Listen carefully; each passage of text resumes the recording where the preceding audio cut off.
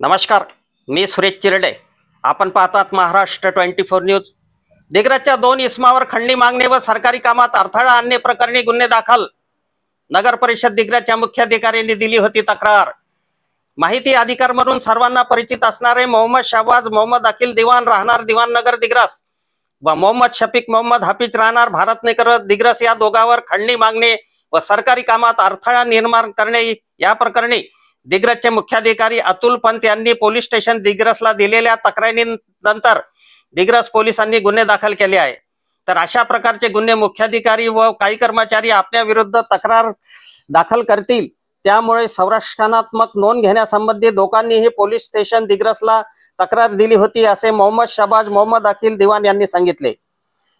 दिग्रजचे मुख्याधिकारी अतुल पंत यांनी पोलीस स्टेशनला दिलेल्या तक्रारीत नमूद केले की महाराष्ट्र तांडव न्यूज या सोशल मीडिया न्यूज पोर्टलवर खोट्या बातम्या प्रसिद्ध करून नगर परिषद अधिकारी व कर्मचारी यांची बदनामी करणे, तसेच नगर परिषद अधिनियमास डावलून भाडे तत्वावर जुन्या पोस्ट ऑफिस जवळील 2 गाळे, नेताजी सुभाषचंद्र बोस मार्केटमधील 1 गाळा, नगर परिषद दिग्रज जवळील 1 गाळा, नाट्यगृहाचे भंगार, शववाहिनीवर हेवी ड्रायव्हर व हेल्पर आपले लावण्याकरिता मागणी करणे, अशा प्रकारचे अर्ज प्राप्त असल्याचे मुख्याधिकारी यांनी सांगितले.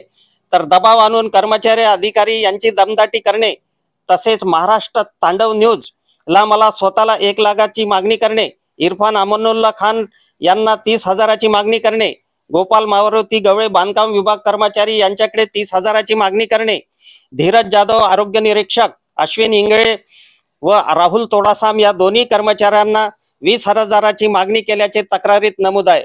मुख्याधिकारी यांची तक्रार प्राप्त होताच दिग्रस पोलिसांनी मोहम्मद शहबाज मोहम्मद अकील दिवान राहणार दिवाननगर दिग्रस व मोहम्मद शफीक मोहम्मद हाफिज राहणार भारतनगर यांच्यावर दिग्रस पोलिसांनी गुन्हे दाखल केले आहे.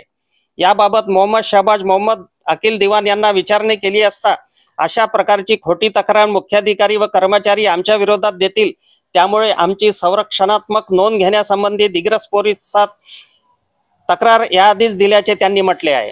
आमच्या पुढील बातम्याचे अपडेट पाहण्याकरिता आत्ताच आमच्या चॅनलला सबस्क्राईब करा व बेल आयकॉनवरती क्लिक करा. धन्यवाद.